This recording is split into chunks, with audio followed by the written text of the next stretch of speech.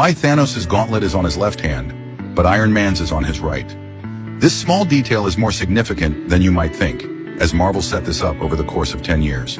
If you pay close attention, you'll notice that Tony Stark's left hand has been repeatedly injured throughout the films. In Iron Man 1, when Tony escapes from the cave, his left arm gets stuck in the rock wall. Later, during his return to Afghanistan to rescue civilians, his shoulder is hit by a missile, causing him to crash to the ground. While he appeared fine, his left arm was actually fractured. In Iron Man 2, when Tony fights Whiplash on the racetrack, his left hand is burned before he can even put on the suit. Once in the suit, Whiplash continues to punish Tony's left arm, causing a red warning signal to appear on his display. In Iron Man 3, after Tony falls from a great height when his suit runs out of power, we see him rubbing his injured left hand as he regains consciousness. During his fight with Killian, his left hand is even ripped off, though it was only the armor.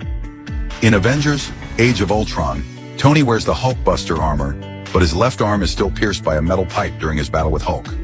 He has to call in Veronica for assistance.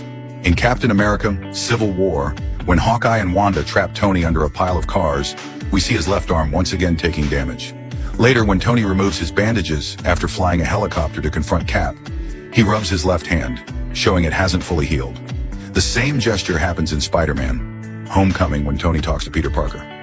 By Avengers: Infinity War, Tony faces Thanos directly. Despite giving it his all, Tony only manages to make Thanos bleed a little.